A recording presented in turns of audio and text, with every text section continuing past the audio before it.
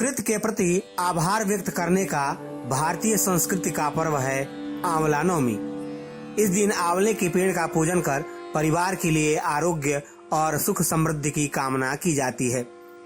इस दिन किया गया तप, जप, दान इत्यादि व्यक्ति को सभी कष्टों से मुक्त करता है तथा सभी मनोकामनाओं की पूर्ति करने वाला होता है। पद्म पुराण के अनुसार अक्षय नवमी के दिन आंवले के वृक्ष में भगवान विष्णु और शिव जी का निवास होता है। शास्त्रों के अनुसार अक्षय नवमी के दिन किया गया पुण्य कभी समाप्त नहीं होता है।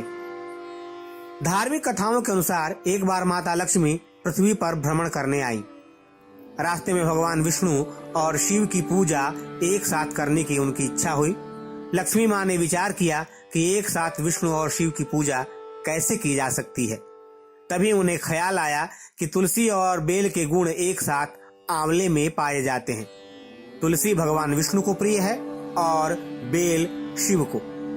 आंवले के वृक्ष को विष्णु और शिव का प्रतीक चिन्ह मानकर माँ लक्ष्मी ने आंवले के वृक्ष की पूजा की। पूजा से प्रसन्न होकर विष्णु और शिव प्रकट हुए।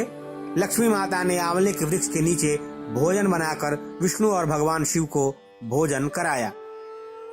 इसके बाद स्वयं भोजन किया। जिस दिन यह घटना हुई उस दिन कार्तिक शुक्ल नवमी थी। तभी से यह परंपरा चली आ रही है।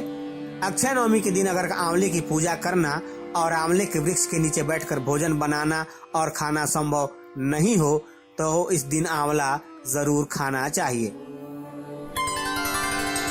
एक अन्य कथा के अनुसार काशी नगर में एक निसंतान धर्मात्मा वैश्य रहता था। एक दिन वैश्य की पत्नी से एक पड़ोसन बोली, यदि तुम किसी दूसरी स्त्री के लड़के की बलि भैरव जी को चढ़ा दो तो तुम्हें पुत्र की प्राप्ति होगी। इस बात का पता वैश्य को चला तो उसने इसे अस्वीकार कर दिया, लेकिन उसकी पत्नी नहीं मानी। एक दिन उसने एक कन्या को कुएं में गिराकर भैरव जी को उसकी बलि दे दी, लेकिन इस हत्या का परिणाम विपरीत हुआ। वैश्य की पत्नी के शरीर में कोढ़ हो गया और लड़की की आत्मा उसे परेशान करने लगी। वैश्य के पूछने पर उसने पति को सारी बातें बता दी। वैश्य ने पत्नी से कहा कि ब्राह्मण वध, बाल वध और गौ हत्या पाप है। ऐसा करने वालों के लिए इस धरती में कोई जगह नहीं है। वैश्य की पत्नी अपने किए पर शर्मसार होने लगी। तब वैश्य ने उससे कहा कि तुम गंगा जी की शरण में जाकर भगवान का भजन करो और गंगा स्नान करो, तभी तुम्हें इस रोग से मुक्ति मिल पाएगी। वैश्य की पत्नी गंगा जी के शरण में जाकर भगवान का भजन करने लगी।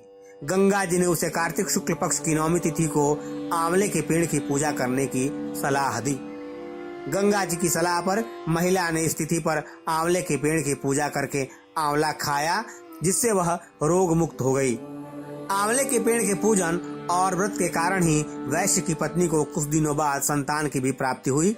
तब से ही इस अक्षय नवमी व्रत की परंपरा शुरू हो गई।